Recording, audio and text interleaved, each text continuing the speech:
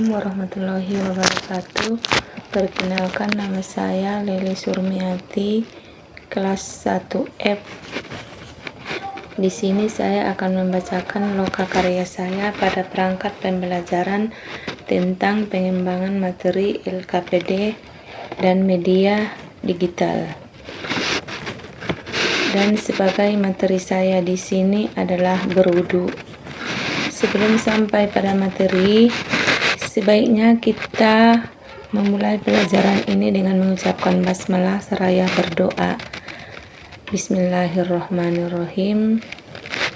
Rabbi zidni ilman warzuqna fahman wa amalan sholihat. Anak-anak, di sini ibu akan mengabsen dulu siapa yang tidak hadir pada hari ini, dan nanti kita akan melanjutkan ke materi pokok kita. Nah, setelah kita siap mengabsen, maka kita akan beralih pada materi kita. Yang utamanya materi kita pada hari ini yaitu yang pertama, apa itu berwudu? Mengapa harus berwudu? Yang ketiga, rukun wudu. Yang keempat yaitu apa-apa yang membatalkan wudu. Jadi di sini yang pertama kita akan membahas apa itu berwudu. Berwudu itu adalah mensucikan diri dengan air sebelum kita melaksanakan sholat, atau membasuh sebagian anggota tubuh kita itu dengan air. Nah, mengapa kita harus berwudu? Dengan berwudu kita bisa memahami nilai-nilai ajaran agama Islam, bahwa Islam itu mengajarkan ibadah itu harus dilaksanakan sesuai dengan aturan-aturan tertentu. Nah, itulah mengapa kita berwudu. Nah, anak-anak sekalian, kita sampai pada materi pokok yaitu rukun wudu. Apa itu rukun wudu? Rukun wudu itu adalah tata cara yang harus kita laksanakan sebelum kita mengambil wudu. Yang pertama yaitu niat. Nah, apa itu niat wudu?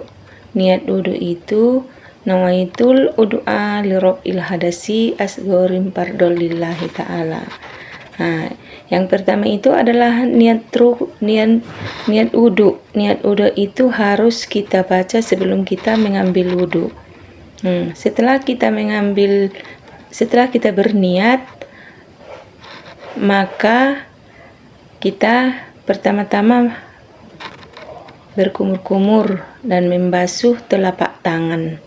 Dan setelah kita membasuh telapak tangan dan berkumur-kumur itu, setelah selesai, kita baru mencuci muka. Mencuci muka itu harus seluruhnya kena air. Dan yang selanjutnya adalah membasuh kedua tangan. Kedua tangan mulai dari jari sampai ke siku. Itu biasanya kita laksanakan 3 kali. Dan setelah itu kita mengusap sebagian kepala. Mengusap sebagian kepala ini ada yang bisa dari depan, dari belakang pun bisa. Yang penting rambutnya terkena air. Nah, yang kelima, membasuh kaki mulai dari lutut sampai mata kaki. Itu pun 3 kali. Tapi di luar itu ada pula sebagai rukun niatnya itu, tambahannya lagi adalah membasuh telinga, membasuh hidung. Nah, ada sebagian pendapat mengatakan bahwa rukun wudu itu ada yang mengatakan 6, ada yang mengatakan lebih. Tapi pada saat ini pada saat pembelajaran Ibu ini kita hanya membahas rukun wudhu. Yang pertama itu niat, berkumur-kumur, membasuh telapak tangan, membasuh tangan dari siku dari jari sampai ke siku, mengusap ke sebagian kepala, dan membasuh kaki dari lutut sampai mata kaki. Jadi itu semua adalah rukun wudhu yang harus kita ketahui sebelum kita melaksanakan sholat. Jadi untuk selanjutnya nanti kita akan mempraktekkannya secara langsung di luar kelas, dan kita akan mengambil air dan mempraktekkannya satu persatu. Dan selanjutnya kita akan membahas hal-hal yang membatalkan wudhu. Apa-apa saja yang membatalkan wudhu itu? Yang membatalkan wudhu itu salah satunya adalah keluarnya sesuatu dari tubuh kita, seperti buang air besar, buang air kecil, buang angin. Dan ada lagi yang membatalkan wudhu itu seperti tertidur, atau hilang ingatan, atau hilang kesadaran. Dan yang terakhir adalah keluarnya darah atau nanah dari tubuh kita. Itu semua adalah hal-hal yang membatalkan wudhu dan harus kita ganti dengan berwudhu yang baru. Nah, dengan mempelajari berwudhu, seseorang itu lebih sadar akan pentingnya mempersiapkan diri sebelum kita melaksanakan ibadah sholat. Dan mempelajari wudhu itu seseorang bisa belajar untuk merencanakan dan mempersiapkan sesuatu itu sebelum kita beribadah dengan secara baik dan benar, dan memastikan bahwa setiap langkah yang dilakukan dengan baik dan benar sesuai dengan syariat-syariat ajaran Islam, dan bahwa berwudhu itu juga merupakan pendekatan yang jelas, sistematis, dan mudah dipahami.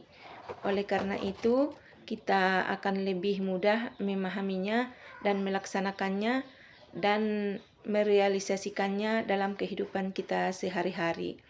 Nah, itulah makna daripada berwudhu, dan mudah-mudahan kita bisa melaksanakannya dengan baik dan benar sesuai dengan syariat-syariat Islam, agar kita bisa sholat dengan baik dan benar, karena kita terlebih dahulu mengambil wudhu. Tidak ada lagi yang mengerti, boleh ditanyakan secara langsung. Nanti kita akan praktek secara langsung mengambil wudhu, dan kita ambil air dan kita akan praktek di luar kelas satu persatu. Nah, dan rukun berwudhu itu harus kita hafal di luar kepala, dan minggu depan harus satu-satu ke depan, dan setelah itu kita mempraktikkannya secara langsung satu persatu, dan harus hafal apa itu yang membatalkan wudhu. Kira-kira demikian pelajaran kita pada hari ini. Kalau tidak ada lagi yang bertanya, Ibu cukupkan sampai demikian. Minggu depan akan kita sambung.